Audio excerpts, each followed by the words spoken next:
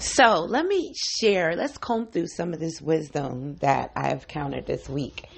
And sometimes it's old stuff that comes back up, and sometimes it's new stuff. But this was something old that needed to be conjured up. It's okay to stand in your purpose, right? Once you figure out your purpose, it will put another boost in you, right? You'll get that zest for life again. You start knowing why you are here and the purpose for you functioning. And you start functioning. You start moving in that vein. And as you're moving on that vein, and as you're moving through the muck and mire of your life, you start realizing that all of these experiences and encounters that you have are because of what you choose to allow. Like for example, right? Let's take someone who has gone through heartbreak. The first thing that person does is decide to wall themselves up, right? And with no door, just block everybody out. No door to let energy in and out, in and out, in and out. And you build this wall around you. Guess what? You just built your prison. Now, when you allow your past experiences to teach you the lessons instead, there won't be a need for you to build walls with no doors and make sure those doors have locks. When you build that wall around you of protection, that veil of protection around you, and you include a door and you include a lock, I'm also going to tell you to include a window. See, that window is what you form from your past experiences. Your past experiences teaches you to look before you open that door, right? So what do we learn? We're going to look before we open that door. Those other times you just open the door, come on in, and then that person wreak havoc in your life. But now we're going to what? We're going to peer through the window and we're going to see who's out there. And then we're going to get a gauge on, we're going to open the window. We'll talk to them through the window for a while, right? And if they are worthy, you're going to open the door and allow them to come in and have a seat. That's how we are moving and grooving through life now, because we have figured out how this works. We figured out that it is through our faith. It is through what we project. It is due to how we show up in the world is what we're going to see, right? It is exactly what we're going to see. It is exactly what you put out there. And if you're not liking what you see, that means you need to change your ideology. Know and understand that. If you don't like what you see, change your ideology, right? Your perception shifts everything. That whole, is the glass half empty or is the glass half full, right? That thing.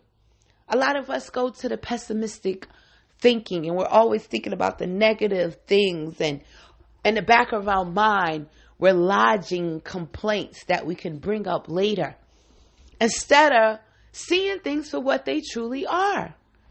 When a person shows you who they are, believe them. And that's not just for the negative people, right? That's also for the good people that show up in your life. When the good people show up, learn how to believe them. Stop allowing your eyes and your lens to be tainted by all of the past negative experiences that you've ever encountered. Because it's blinding you to your greatness. It's blinding you to the reality that you are really running away from. A lot of people do not know just how special they are. They don't know who they are on this planet. And the people around them that do know who they are sometimes just want to take advantage of that. And they want to take advantage of the fact that you don't know your worth, because then they could gain more from you. When you see that as being done, you remove those people from your circle. If you can't remove them, then you are part of the problem. Do you notice that most of the infractions that happen to us, we allow? we give the people the space so they can do that. And I'm not saying walk around walled up, because we just talked about how that's a disaster, right? I'm saying we're going to move with discernment. When you are going through your emotional tirades, I want you to remember your objective for that interaction. What is your objective? What do you plan to achieve from the interaction? And are you keeping that at the forefront of your mind? Right? And that's what quells those negative energy, and it makes things where it's more peaceful. I have gotten to the point where I love my peace so much that you really have to compete with my time that I have with myself in order for me to be engaged.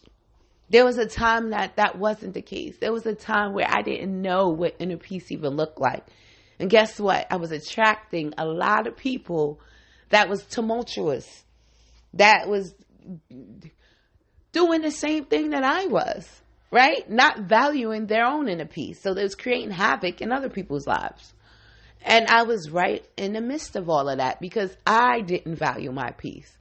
Do you know you're going to be naturally attracted to people that are on your plane, but you're also going to be naturally attracted to people that aren't as well, right?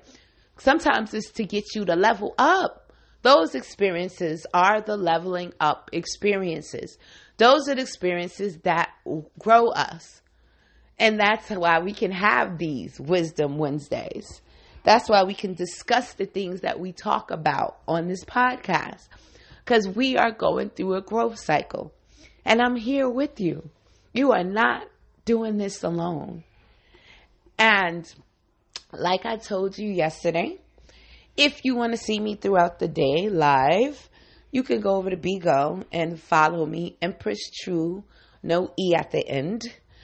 And and you can see we talk about these things, and you could join in on the discussion. That's why I like that app. Now, if you want to book an appointment, you can head over to ShekinahWisdom.com where you can book an appointment. And if you want to support the work we do here, you can cash out Unearthing the Truth. All right, my lovelies, you have a beautiful, wonderful, wisdom-filled Wednesday. And for everybody else, I'll see you on the other side. See you on Vigo.